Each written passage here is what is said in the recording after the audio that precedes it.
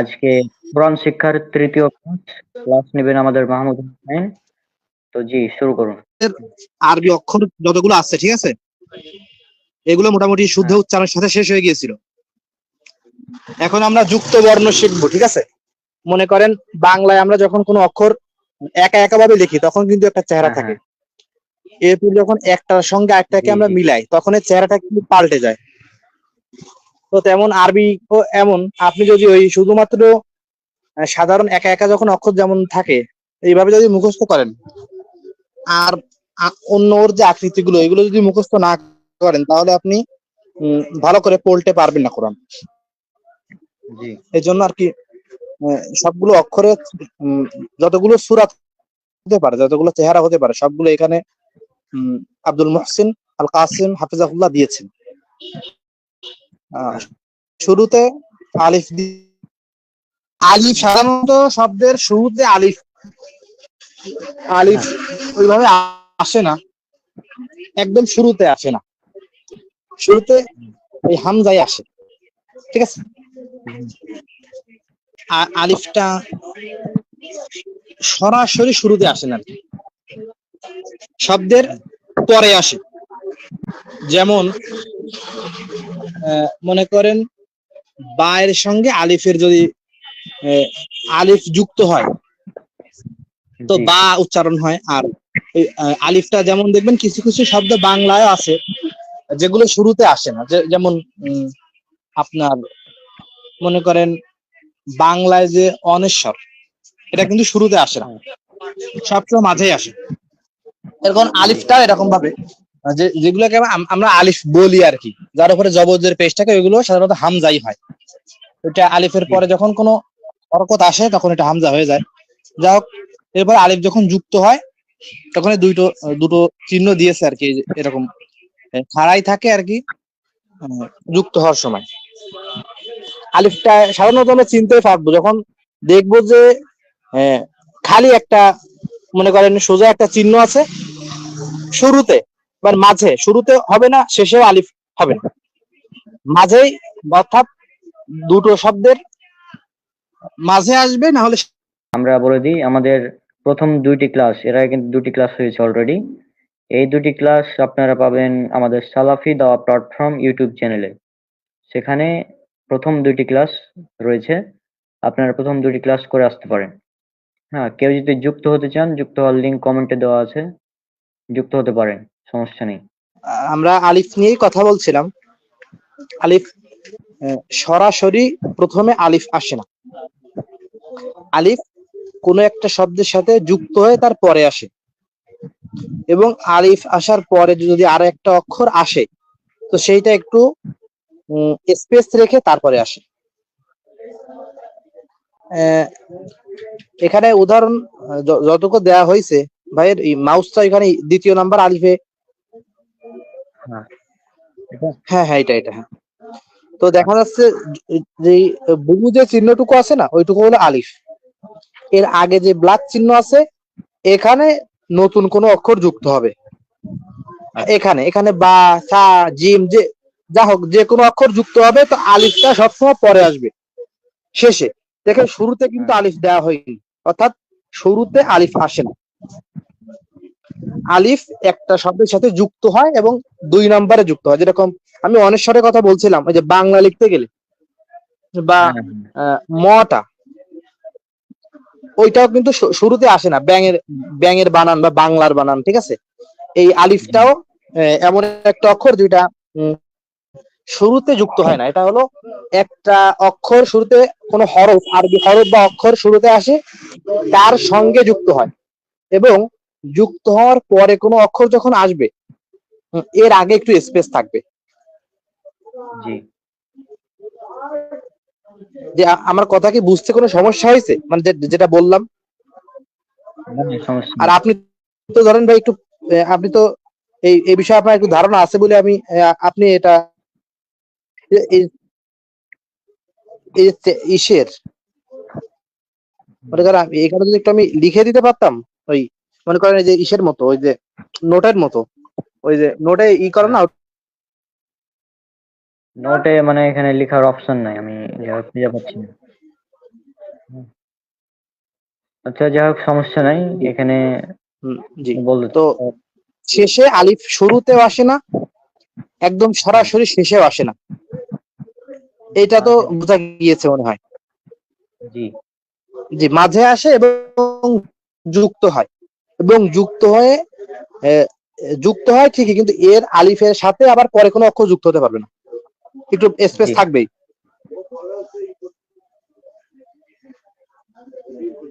আলিফটা যুক্ত হবে, শুরুতেও আসবে না, শেষেও আসবে না, মাঝে আসবে, এবং মাঝে এসে সে একটু স্পেস দিবে, একটু ফাঁকা জায়গা থাকবে, এরপরে আরেকটা অক্ষর যুক্ত হবে।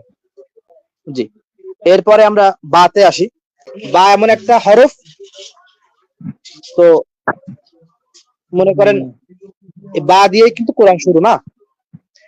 জি তো যখন বা শুরুতে আসে, তো যেটা মূল যে বাটা, এটা আমরা ভুলে গেলেও সমস্যা নেই, কিন্তু এই বায়ের যে তিনটা ফরম আছে, শুরুতে, মাঝে এবং শেষে, এটা আমাদের মনে রাখতে হবে। তো বা যখন শুরুতে আসে, প্রথম বায় আপনি কি করেন? হ্যাঁ, বা যখন প্রথমে আসে তখন একটা দাঁত আসে, ঠিক আছে? হ্যাঁ, এক দাঁতের নিচে একটা নুক্তা থাকলে বা, আর নুক্তা না থাকলে এক দাঁত, ঠিক আছে? 10 টাকা তো আছে তো, দাও না। ঠিক আছে। তো আরবি আরবি অক্ষরে বাটা একটা দাঁতের নিচে একটা নুক্তা থাকে, সেটাই বা, ঠিক আছে? জি এখন আর একটুখানি বলে দিই, আর এই এক দাঁতের উপরে যদি একটা নুক্তা থাকে, মনে করেন যেটা নিচে আছে এটা উপরে যদি থাকে, তাহলে নুন হবে। আর চিহ্ন এমনই থাকবে, শুধু উপরে আর নিচে। অনেকের পোল্টেজে মনে করেন বাকে নুন মাঝে যখন আসে, যখন বাকে নুন বলে ফেলে বা নুনকে বা বলে ফেলে, এরকম হয়ে যায়। জি তো এরপর এরপর বা মাঝে যেমন ভাবে আসে, ঠিক আছে? এটা হলো আহ, দুটো শব্দর মাঝে যখন বা আসবে, তখন ওই একটা দাঁত শুধু শেষে নিচে একটা নুক্তা থাকবে, এটাকে আমাদের বা ধরে নিতে হবে। জি এটা হলো বায়ের মাঝের ফর্ম, ঠিক আছে? যদি একটা দাগই থাকে, একটা দাগের নিচে একটা ফুটা আছে, তো এটাকে আমাদের বা ধরে নিতে হবে, ঠিক আছে? বায়ের যেমন ভাবে আমরা শুরুর যেই ফর্মটা, অর্থাৎ প্রথমে যে ফর্মটা আমরা প্রথম দিন পড়েছি, অর্থাৎ দ্বিতীয় দিনে ক্লাসে, এই যে জি এইটা বার মূল ভার্সন, মানে বার চেহারাটা এমন। কিন্তু যখন বা কোন একটা শব্দের মধ্যে কোন একটা ওয়ার্ড বা কোন একটা সেন্টেন্সের ভিতরে থাকবে, তখন চেহারাটা এরকম থাকবে না, ঠিক আছে? তো আচ্ছা, বলেন এখন আপনি, বার সমস্যা শেষের যে ফর্মটা আর কি, যখন শেষে কোন শব্দের শেষে বা কোন বাক্যের শেষে বা হ্যাঁ, আসবে, তখন প্রথমে যে চেহারাটা ওটাই থাকবে, কিন্তু মুক্ত থাকবে। হ্যাঁ, এর আগে একটা অক্ষর থাকবে, মানে প্রথমে যে ফর্ম এটা শেষেও একই ফর্ম। আর মা, জি তো মূলত হলো মূল অক্ষরগুলো শুদ্ধ উচ্চারণ করার পরে এই যে চিহ্নগুলো, এটা চেনা লাগবে, এটা এক দুই দিনে হবে না। আপনারা মানে ইমাম শাফি রহমাহুল্লাহ একটা কবিতা সবাই জানবেন, তিনি বলছে, আখি লাং তানালাল ইলমা ইল্লা বিসিত্তাতিন, তুমি 6টা জিনিস ছাড়া ইলমকে পাবে না। তো উনি 6টা জিনিস বলেছে। এক নম্বরে যাকাউন ওয়া হিলফুন, মেধা লাগবে এবং ইচ্ছা শক্তি লাগবে, ওয়াজিতিহাদুন এবং চেষ্টা লাগবে, ওয়া বুলগাতুন এবং প্রাপ্তবয়স হওয়া লাগবে, ওয়া সুহবাতু উস্তাদিন, একজন শিক্ষকের সান্নিধ্য লাগবে, এবং লাস্টে উনি 6 নম্বর যে গুণটা বলেছে, ওয়া তুলু জামানিন, অনেক সময় লাগবে। অর্থাৎ এলএম এমন একটা কোনো কিছু না যে আমি এক দুই দিন শিখলাম এরপরে আমি বড় একটা কিছু হয়ে গেলাম, এরকম না। ব্যাপক সময় লাগানো লাগবে। জি, এরপরে তৃতীয় অক্ষরে আসি আমরা।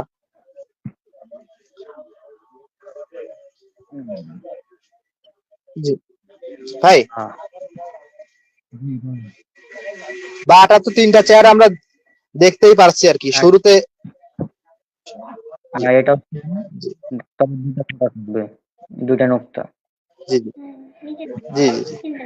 এখন আমরা তা এবং সা এই দুটো একসঙ্গেই ধরবো, ঠিক আছে? মনে করেন বা তা তা এগুলো লেখা ফর্ম সেম। অধিকাংশ একই, শুধু হুম। কোন সময় একটা গোলতা করেন লাস্ট একদম আলাদা যে গোলতাটা আছে, ফিমেল জেন্ডার আরবিতে চেনার একটা লাস্টে যে তাটা ছিল, এই যে লাস্টে দুইটা গোলতা আছে, এই গোলতা দুইটা হলো আরবি আরবিতে স্ত্রীলিঙ্গ চেনার চিহ্ন।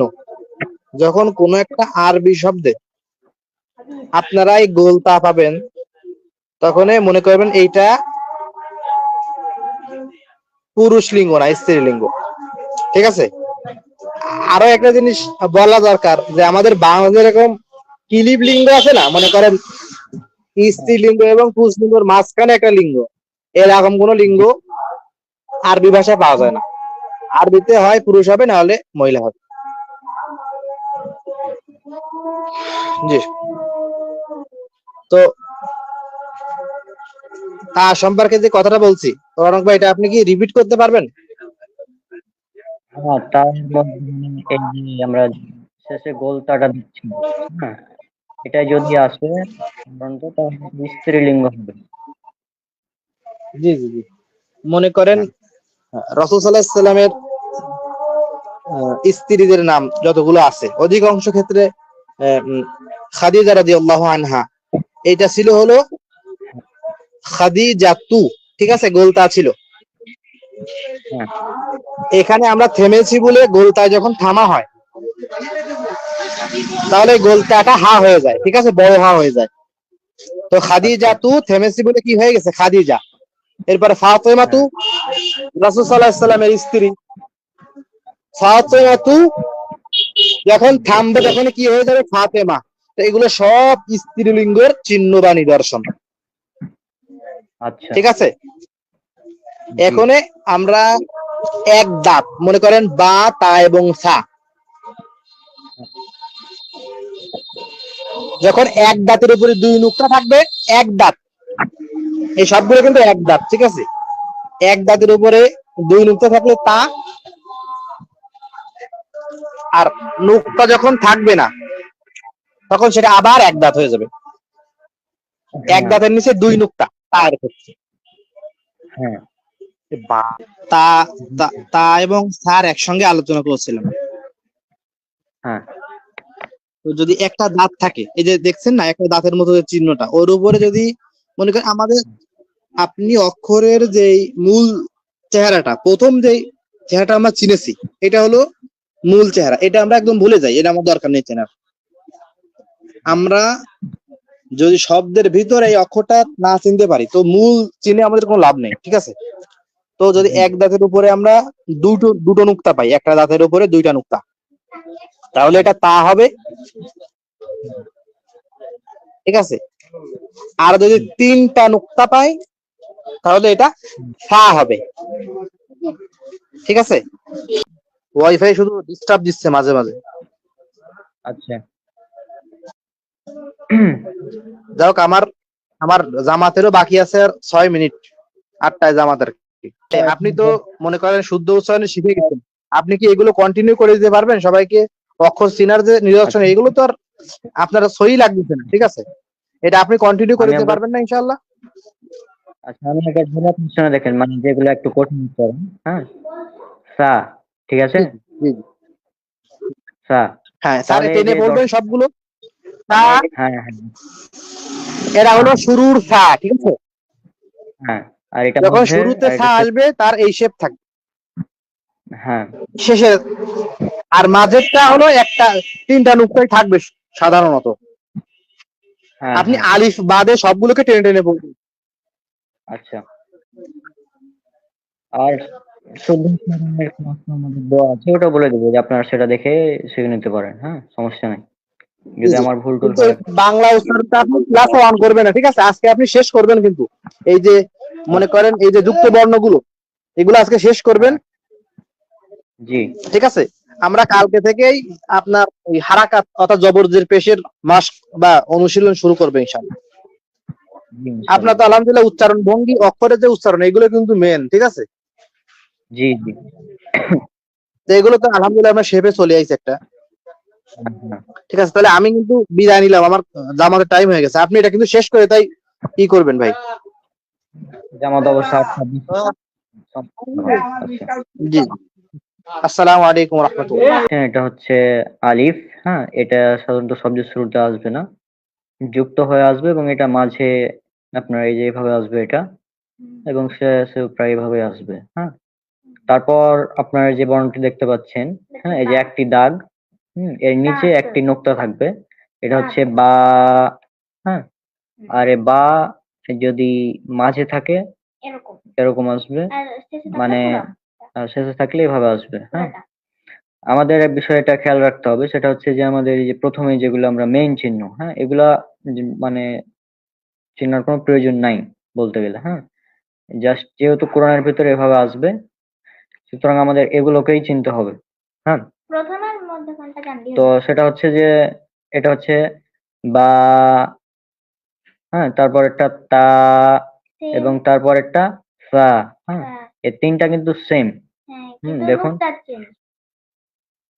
তোমাকে বলতে হবে না, আমি বলছি এটা সেম। হ্যাঁ, তবে তা, এটার ক্ষেত্রে যদি এই যে গোলতা আছে মাঝে মধ্যে এভাবে, তো এটা মূলত মাহমুদুল ভাই যিনি যেভাবে বললেন আর কি, এটা সাধারণত স্ত্রীলিঙ্গের ক্ষেত্রে আসবে আরবিতে। হ্যাঁ, তাছাড়া তেমন এটা ব্যবহার হয় না, খুবই কম। হ্যাঁ, যেমন মুসলিমা যে শব্দগুলো আছে না, সেখানে এগুলো ব্যবহার হয়। তারপরে এই সা, হুম, তো এটাও সেম, বা তা এবং সা। বা তা সা, মানে সা। শুদ্ধ উচ্চারণের ক্লাসটা আমাদের গতকাল হয়ে গিয়েছে, আমাদের ইউটিউব চ্যানেলে দেখতে পারবেন, আর এখানেও কিছুক্ষণ পর আপলোড দেওয়া হবে ইনশাল্লাহ। হ্যাঁ, আর এটা হচ্ছে জিম। জিম, হ্যাঁ, যে জিম, এটা চিহ্নটা খেয়াল করুন। হ্যাঁ, এই চিহ্নটা দেখতে অনেকটা আপনার কি বলবো, মানে দেখতেই পাচ্ছেন আপনারা, মানে এই যে এই অংশটুকু আসবে, মানে এই যে কালো অংশটুকু আছে না, এই কালো অংশতে অন্য একটা বর্ণ যুক্ত হয়ে আসবে। আর শুরুতে আসলে এই অংশটুকু আসবে শুধু। তো এটার এখানেও তিনটা বর্ণ আমি একসাথে করে দিই। এটা হচ্ছে জিম, তারপর একটা হচ্ছে হা, এবং তারপর একটা খ। তো এই জিম, হা এবং এই খ, এই তিনটা সেম। হুম, তবে জিমের নিচে একটা নোক্তা আসবে, আর হা কোনো নোক্তা আসবে না, আর খ এর উপরে একটি নোক্তা আসবে। হুম, তো এটা হচ্ছে শুরুর, মানে শুরুর প্যাটার্নটা এরকম আপনারা দেখতেই পাচ্ছেন স্ক্রিনে। শুরুর প্যাটার্নটা হবে এরকম। হ্যাঁ, মাঝের প্যাটার্নটা আপনারা খেয়াল করুন, এভাবে মাঝে আসবে। এবং নিচে এক ফোঁটা থাকলে জিম, মানে নোক্তা না থাকলে হা, আর উপরে এক নোক্তা থাকলে খ। জি, আশা করছি বিষয়টা ক্লিয়ার। যদি নিচে এক ফোঁটা থাকে তাহলে সেটা হবে জিম, যদি কোনো নোক্তা না থাকে তাহলে হবে হা, আর যদি নোক্তা উপরে একটা থাকে তাহলে সেটা হবে খ। হুম, যাক, আমার উচ্চারণ শুদ্ধ হচ্ছে কিনা আমি জানি না, তারপরেও আমাদের গতকালের ক্লাসে যতটুকু শিখেছি আর কি আমি চেষ্টা করছি। হ্যাঁ, তো এটা হচ্ছে কথা। আশা করছি হরফগুলো আপনারা চিনতে পারবেন। হ্যাঁ, এটা হচ্ছে আলিফ, বা, তা, সা, জিম, হা, খ। হুম, তো এই যে কালো অংশগুলো আছে না, এই যে এখানে কালো অংশ, এখানে কালো অংশ, এগুলোতে আলাদা অন্য হরফ যুক্ত হয়ে আসবে।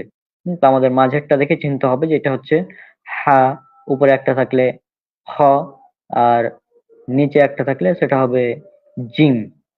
হুম, তো এরপর যে হরফটা রয়েছে সেটা হচ্ছে, আমাদের এখানে আজান দিচ্ছে, যাই হোক। হ্যাঁ, তো এটা হচ্ছে দাল। এই যে হরফটা দাল, হ্যাঁ, এটা স্বাভাবিক উচ্চারণ দাল, দাল। তো এই দালের এই যে এটা যদি মাঝে থাকে তাহলে এভাবে থাকবে, খেয়াল করতে হবে এই বিষয়টা। হ্যাঁ, এই দাল এবং তারপরটা হচ্ছে লাল, এটা অনেকটা নরম করে উচ্চারণ হবে লাল। এটা হবে উপরে এক ফোঁটা, উপরে এক নোক্তা, উপরে এক নোক্তা থাকলে হবে লাল। হুম, আর এই দুটা কিন্তু সেম, এই দাল এবং এই লাল, এই দুটা সেম, কিন্তু লালের উপরে থাকবে একটা নোক্তা আর দাল এর উপরে কোনো নোক্তা থাকবে না। তাহলে এটা হচ্ছে এই যে এটা, আপনারা দেখুন, ভালো করে দেখুন। হ্যাঁ, যদি স্ক্রিন বড় করতে হয় আর একটু বড় করে দিচ্ছি, এবারে আশা করছি অনেক বড় করে দেখতে পাচ্ছেন।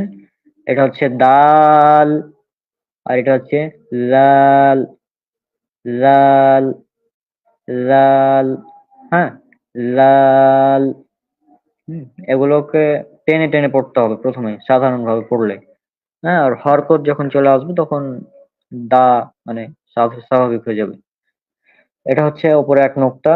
এই প্যাটার্নটা আশা করছি আপনারা খেয়াল রাখবেন ভালোভাবে। হ্যাঁ, মানে এই অক্ষরগুলো চিনতে হবে। শুরুতে আসলে এভাবে, মাঝে আসলে এভাবে। এটা অনেকটা একই রকম। দেখুন, শুরু এবং মাঝ এবং শেষ অনেকটা একই রকম, প্রায় কাছাকাছি আছে। হ্যাঁ, এরপরে যে হরফটি রয়েছে সেটা হচ্ছে র। এটাও শুরু, মাঝে এবং শেষ। এবং এই হরফটা যেটা আমাদের এই যার উচ্চারণ হচ্ছে জাই। হুম, জাই, এর উচ্চারণটা হচ্ছে জাই। হুম, অনেকটা বাংলাদেশে উচ্চারণ সাধারণত করে ঝা, যা, এরকম। তবে ঝা অনেকে বলে। হ্যাঁ, তবে এটা উচ্চারণ মূলত জাই। হুম, আমাদের ক্লাস নাম্বার 2টা আপনারা দেখবেন, তাহলে বিষয়গুলো ক্লিয়ার হবে, উচ্চারণগুলো। তো এটাও সেম, র আছে না, র এর উপর যদি একটা নোক্তা চলে আসে তাহলে সেটা জাই হয়ে যাবে। হ্যাঁ, মানে এই চিহ্নটার উপরে যদি একটা নোক্তা চলে আসে তাহলে সেটা হবে জাই। হ্যাঁ, দুটার প্যাটার্ন সেম, আশা করছি বিষয়টা খেয়াল রাখবেন। হ্যাঁ, এরপরে আরো আরো দুটো হরফ আছে যে দুটা দেখতে একই। হ্যাঁ, তিন দাঁতের উপর তিন নোক্তা হলে শিন, আর নোক্তা না হলে সিন। হুম, আচ্ছা, এই হরফ দুটোর উচ্চারণ আমার ছোট ভাই ভালো পারে, তো সেটা বলো। আচ্ছা, এটা কি বলতো? হচ্ছে সিন, আর এটা? শিন। হ্যাঁ, এই যে এখানে আপনারা তিনটি দাঁত খেয়াল করবে, যে একটি দাঁত, দুটি দাঁত, তিনটি দাঁত। তিনটি দাঁত যদি এভাবে খালি খালি আসে তাহলে সেটা হবে সিন, আর তিনটি দাঁতের উপর যদি তিন নোক্তা আসে তাহলে সেটা হবে শিন। হ্যাঁ, সিন আর শিন।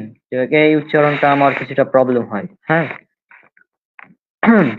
আশা করছি এই, আর শেষে দেখুন, শেষে শেষে কিন্তু পুরোটাই চলে এসেছে। হ্যাঁ, এই তিনটি দাঁত সাথে এই যে লেজটাও আসবে শেষে, আর মাঝে শুধু তিনটি দাঁত, শুরুতেও তিনটি দাঁত। হ্যাঁ, তো এই তিনটি দাঁত দেখে আমাদের চিনতে হবে। হ্যাঁ, তিন দাঁতের উপর তিন নোক্তা হলে শিন, আর নোক্তা না হলে হবে সিন।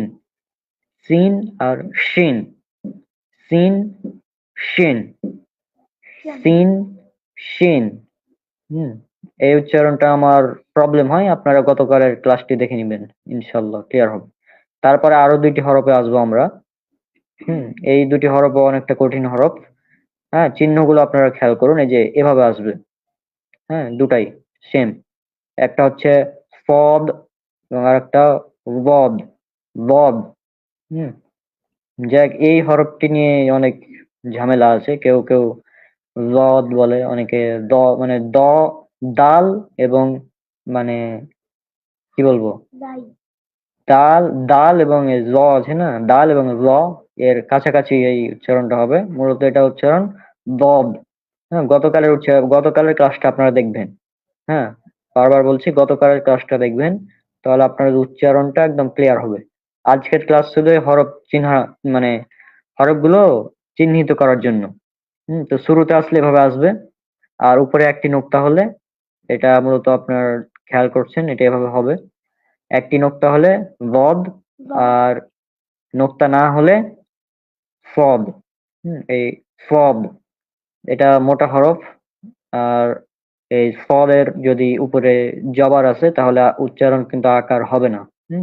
আবার র এর উপরে যদি জবর আছে সেটার উচ্চারণ আকার হবে না। হ্যাঁ, ওই রই হবে। খ এর উপর মানে কয়েকটি হরফ আছে, খ এর উপর আসলেও জবর আসলেও সেটার উচ্চারণে আকার হবে না।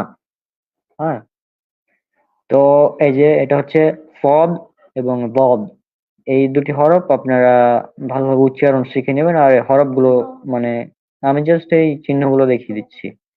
মাঝে আসলে এভাবে আসবে, শুরুতে আসলে এভাবে আসবে, আর শেষে আসলে এভাবে আসবে। আর এই যে কালো অংশগুলো দেখতে পাচ্ছেন এখানে অন্য হরফ যুক্ত থাকবে এগুলোর সাথে। হ্যাঁ, তো এরপরে যেটা আছে আরো দুটি হরফ একসাথে দেখাবো। এটা হচ্ছে ত, আর এটা হচ্ছে র। র, হ্যাঁ, ত র, ত আর র, ত র। এই র এর ত, র, এই যে র, হ্যাঁ, এই ত এর উপরে যদি একটি নোক্তা চলে আসে সেটা হয়ে যাবে র।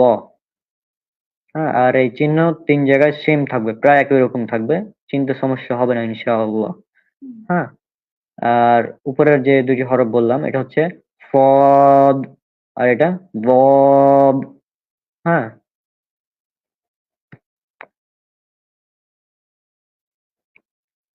এটা হচ্ছে ত, র।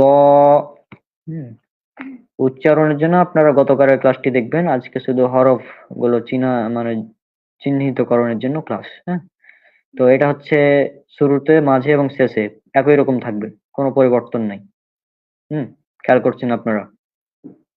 তো এরপরে আমরা যাচ্ছি, এরপরেও দুটি হরফ সেম। এটা হচ্ছে আইন, আর এটা হচ্ছে গইন। হ্যাঁ, আইন, গইন।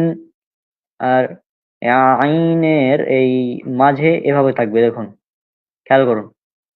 হ্যাঁ, এরকম কিন্তু আরো দুটি হরফ আসবে, তবে এই মাঝখানে ফাঁকা থাকবে। মাঝখানে যদি ফাঁকা থাকে তো সেটা আপনার হবে ফা এবং কফ। হ্যাঁ, আর এটা মাঝখানে মানে এরকমই থাকবে কিছুটা, তবে এটা মাঝখানে কোনো ফাঁকা থাকবে না। হ্যাঁ, এটা হচ্ছে আইন, আর এটা হচ্ছে গইন। হ্যাঁ, আইন, গইন। উচ্চারণের জন্য আপনারা গতকালের ক্লাসটি দেখবেন, বারবার বলে দিচ্ছি। হ্যাঁ, তো এই হরফ শুরুতে আসলে এইভাবে আসবে। এটা অনেকটা হামজার মতন দেখতে অনেকে মনে করবে, কিন্তু আসলে এটা হামজা না, এটা হচ্ছে আইন। হ্যাঁ, আর হামজা সাধারণত আলিফের উপর কিছু আসলে সেটা চলে আসে। হ্যাঁ, গতকালের ক্লাসটা দেখলে আপনারা ক্লিয়ার হবেন বিষয়টা। আর শেষে আসলে এভাবে আসবে। আইন, গইন, এবং উপরে এই যে আইন এর এর উপরে যদি একটি নোক্তা আসে তাহলে সেটা হয়ে যাবে গইন। হ্যাঁ, তো আশা করছি আপনারা এই হরফ চিনতে পারবেন, এই দুটি। এরপরে দুটি হরফ আমরা একসাথে শিখবো। হ্যাঁ, সেটা হচ্ছে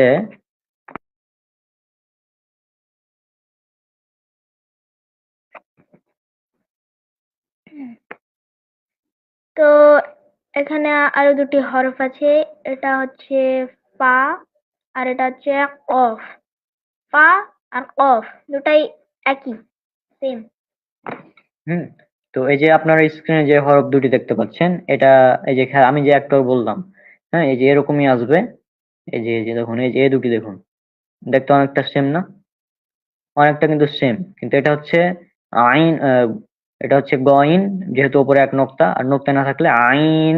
হ্যাঁ, আর এরকমই, তবে মাঝখানে ফাঁকা থাকবে, আর উপরে নোক্তা হবে, এক নোক্তা, তাহলে সেটা হবে ফা।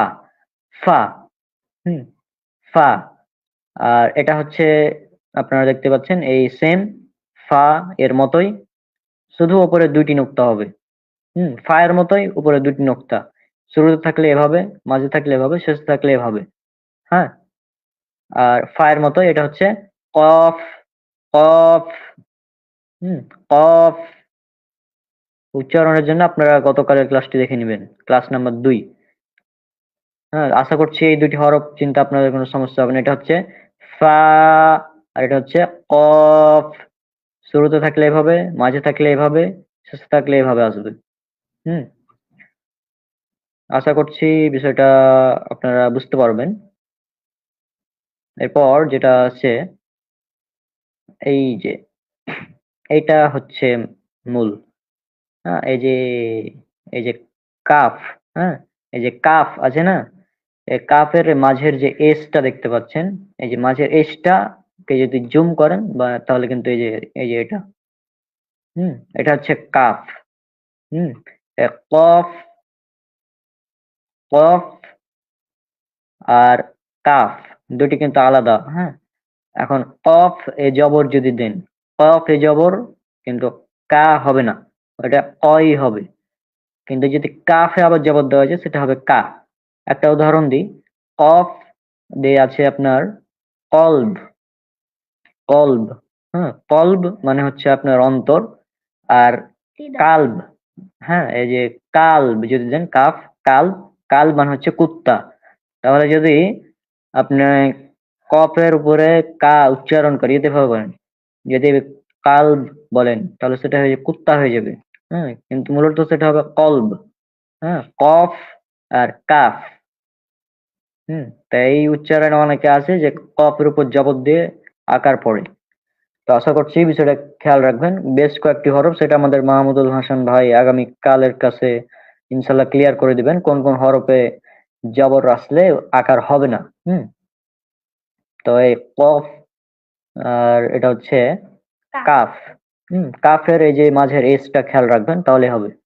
হ্যাঁ, এই মাঝের এসটা আসবে শুরুতে, এই যে এস এর মতো, কিছুটা এস এর মতো, ইংলিশ অক্ষর এস এর মতো, মাঝে আসলে এস এর মতো আসবে, এটা হচ্ছে কাফ। হুম, আর এর পরেরটা হচ্ছে লাম। এই যে লাম, এটা হচ্ছে লাম, খেয়াল করেছেন, এটা লাম। এটা অনেকটা আলিফ আর লামে অনেকে গুলিয়ে ফেলবে বিষয়টা। হ্যাঁ, তো আলিফে শুধু এই যে এভাবে একদিকে থাকবে, উপরে আপনারা খেয়াল করেছেন আলিফ শুধু এদিকে থাকবে, এই যে এভাবে। আর যদি দুদিকে থাকে তাহলে সেটা হয়ে যাবে লাম। আর এই যে লামের তো মূল অক্ষর এটা শেষে আসবে, শুরুতে পাবে আর শেষে পাবে, এটা হচ্ছে লাম। হ্যাঁ, এটা কাফ। এই যে এবার এই অক্ষরটা অনেকে যাই হোক চিনতে ভুল করে। এটা হচ্ছে মিম। মিম শুরুতে, মাঝে এবং শেষে। হ্যাঁ, শুরুতে এভাবে, মাঝে এভাবে, শেষে এভাবে। মিম, মিম। এরপরে যেটা আছে সেটা হচ্ছে নুন, বা এর মতোই সেম। বা যেটা আছে না, বা, বা ওই বা এর মতোই সেম, তবে বা এর থাকে নিচে, নিচে ফোঁটা থাকে, নিচে মানে নোক্তা থাকে। আর নুনে উপরে নোক্তা। খেয়াল করেছেন কি, নুনে কিন্তু উপরে নোক্তা। নুন আর বা দেখতে একই রকম, কিন্তু নুনে উপরে নোক্তা থাকবে, বায়ে নিচে নোক্তা থাকবে। হ্যাঁ, নুন, বা, তা, সা, ইয়া এগুলো দেখতে একই, শুধু উপর এবং নিচে নোক্তার খেয়াল রাখতে হবে। হ্যাঁ, এটা হচ্ছে নুন। এই নুনের উপরে এক নোক্তা, মানে এক নোক্তা থাকলে এটা নুন, নিচে থাকলে বা, উপরে দুই নোক্তা থাকলে তা, উপরে তিন নোক্তা থাকলে রা, সা, সা। হ্যাঁ, আর নিচে দুই নোক্তা থাকলে ইয়া। হ্যাঁ, তো এটা হচ্ছে নুন, এটা হচ্ছে মিম। মিম, এই মিমটা খেয়াল রাখবেন, অনেকে চিনতে পারে না। হুম, তো এরপরে হা, হা যেটা বড় হা। হুম, এই হা মূলত আপনার বিভিন্ন ভাবে আসে, যে এই যে এইভাবে আসবে, হ্যাঁ, আবার এইভাবে আসবে, আবার শেষে এইভাবে আসবে, কোনো কোনো সময় এভাবেও আসবে। হ্যাঁ, এটা বিভিন্ন ভাবে আসে, এটা খেয়াল রাখতে হবে। তারপর একটা ওয়াও, ওয়াও, ওয়াও এর শুরু, মধ্যে এবং শেষে একই, সেম। হ্যাঁ, এই জাস্ট এভাবে এক চিহ্নটা, ওয়াও, হা, ওয়াও। তারপর একটা ইয়া, ইয়া, এই যে দেখুন বা এর মতোই। হ্যাঁ, বা এর নিচে একটি ফোঁটা থাকে, আর ইয়া এর নিচে দুইটি নোক্তা। তাহলে নিচে দুইটি নোক্তা থাকলে ইয়া, আর নিচে একটি নোক্তা থাকলে বা, উপরে একটি নোক্তা থাকলে, এই চিহ্নর উপরে একটি নোক্তা থাকলে, উপরে একটি নোক্তা নোক্তা থাকলে হবে, উপরে যদি থাকে তাহলে হবে নুন।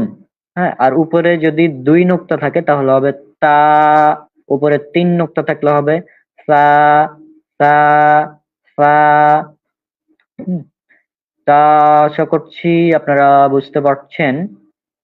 হ্যাঁ, তো যাই হোক, একজনই দেখছেন লাইভ আপাতত।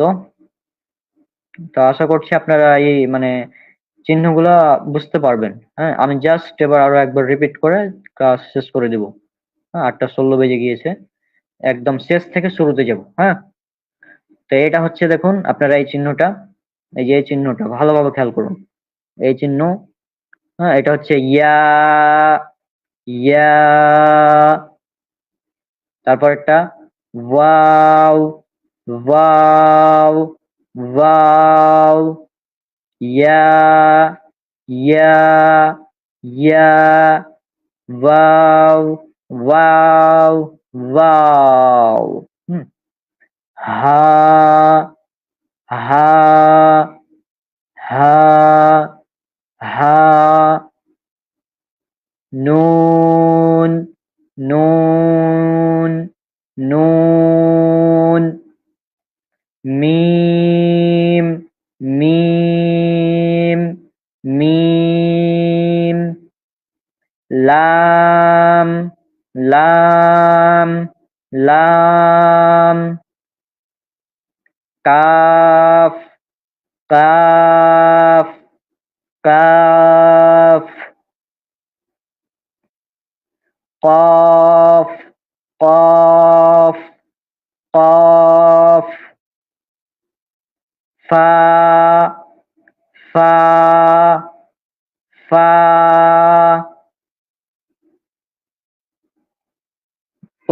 গইন, গইন, গইন। আইন, আইন, আইন। ল, ল, ল। ত, ত, ত।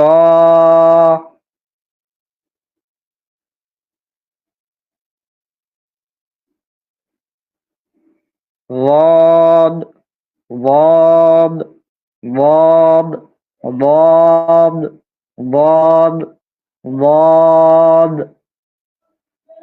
صاد، صاد، صاد. شين، شين، شين. سين، سين، سين. زاي، زاي، زاي. را، را، را. ذال، ذال، ذال، ذال، ذال، ذال، ذال. ذال، ذال، ذال، ذال, ذال, ذال। এটা অনেকটা নরম করে উচ্চারণ করতে হবে। হ্যাঁ, ذال, ذال, ذال। দাল, দাল, দাল। হ, হ, হ। এর উচ্চারণটা অনেকটা আমাদের বাংলা খ আছে না, সেরকমই। আর এটা হচ্ছে হা, হা, হা, হা, হা, হা। হুম, নরম করে হা, হা, হা, হা, হা। আর এটা হচ্ছে জিম, জিম, জিম। সা, সা, সা, সা, সা, সা, সা। তা, তা, তা। গোল তা, এটাও গোল তা। হ্যাঁ, এই গোল তাটা যদি এভাবে খালি থেকে যায় তাহলে সেটা আবার হা হয়ে যাবে। হ্যাঁ, আচ্ছা, তারপরে যেটা আছে বা, বা, বা, আলিফ, আলিফ, আলিফ। তো আশা করছি বিষয়টা ক্লিয়ার একদম। আপনাদের নিকট যদি ক্লিয়ার হয়ে থাকে কেউ একজন কমেন্ট করবেন। যারা দেখছেন কেউ একজন কমেন্ট করবেন যে আপনাদের এই হরফগুলো চিনতে কোনো প্রবলেম হবে কি হবে না। কারণ আমাদের ভাই তিনি আগামীকাল মানে হরকতের ক্লাস নিবেন। হ্যাঁ? তো যেকোনো একজন যদি কমেন্ট করতেন যদি আজকে ক্লিয়ার হয়ে থাকে আমরা ক্লাস সেখানে শেষ করে দিব। আর গতকালের ক্লাসটি কিছুক্ষণের মধ্যে আপলোড দেওয়া হবে। সেটা আপনারা দেখবেন উচ্চারণটা ক্লিয়ার করার জন্য। তো আজকে আমি বিদায় নিচ্ছি। ইনশাআল্লাহ দেখা হবে পরবর্তী কোনো ভিডিওতে। হ্যাঁ? আগামীকাল ইনশাআল্লাহ দেখা হবে এখানে লাইভে আমরা এই ক্লাসটা আমরা লাইভে করব। হ্যাঁ? এই আরবি কোরআন শিক্ষার। তো আজকে বিদায় নিচ্ছি। আসসালামু আলাইকুম ওয়া রাহমাতুল্লাহি ওয়া বারাকাতুহু।